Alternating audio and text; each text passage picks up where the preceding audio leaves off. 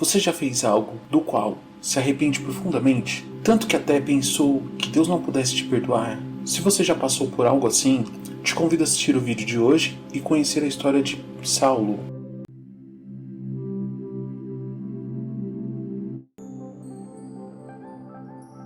Sejam muito bem-vindos ao canal Nação Filhos da Promessa. Somos uma comunidade que temos como objetivo levar a palavra de Deus e te auxiliar nessa jornada de conhecimento e graça.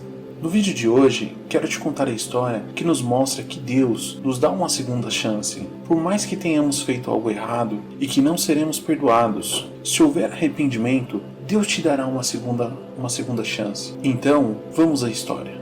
O primeiro grande ponto aqui a ser falado é que nossa luta não deve ser travada contra pessoas que pensam diferente de nós ou sobre erros que elas cometeram, e sim contra Satanás e seus anjos caídos. Na história de hoje, isso vai ficar bem claro.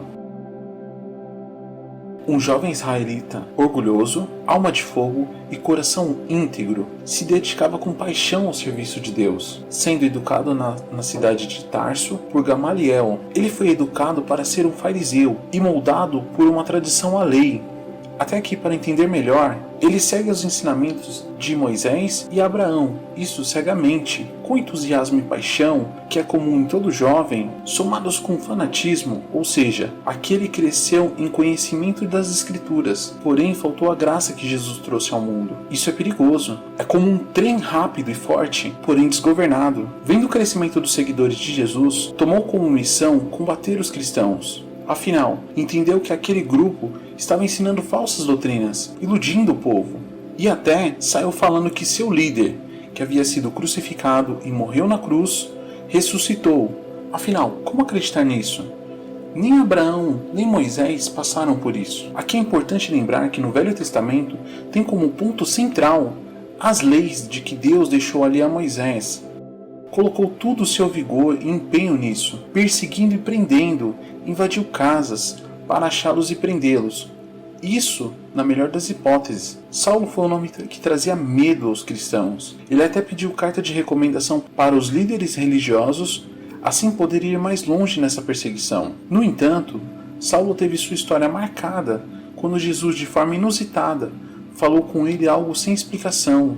Foi de repente. Saulo estava no chão, ouvindo a voz de Jesus. Saulo, Saulo, por que me persegues? Ele pergunta quem é, mas logo a voz se revela como Jesus, a quem ele tanto persegue. Atordoado com a situação, já ali, obviamente suas crenças estavam erradas.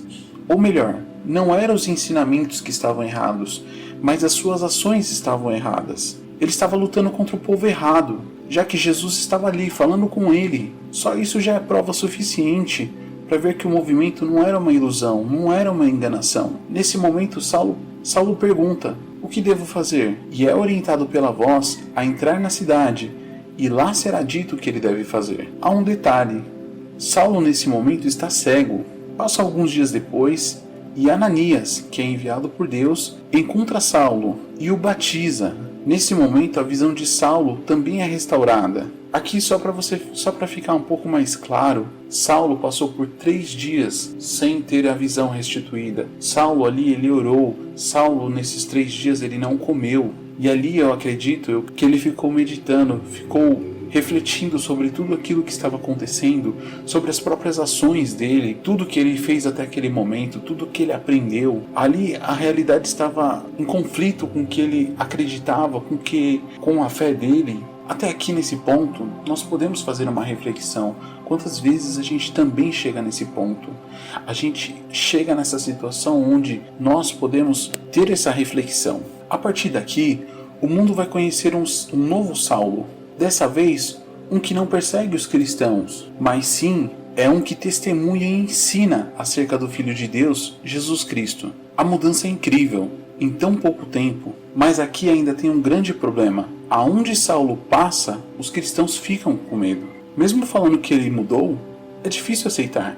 Afinal, alguém que tanto perseguiu os cristãos, matou tantos cristãos e agora faz parte deles. Saulo adota seu nome de batismo, Paulo, para seguir em frente. É difícil um cristão que não tenha ouvido sobre as maravilhas que aconteceram na jornada de Paulo, mas isso é papo para outro vídeo. Analisando a história até aqui, podemos listar algumas lições muito importantes, então vamos a elas. 1. Por se deixar levar pelo impulso, Saulo fez coisas terríveis. Quando começamos e aprendemos um pouco sobre a palavra de Deus, somos tomados por uma grande paixão, querendo sair pregando e fazendo maravilhas como os apóstolos fizeram. No entanto, temos que ir com calma, aprendendo com a palavra e também buscando a presença de Deus.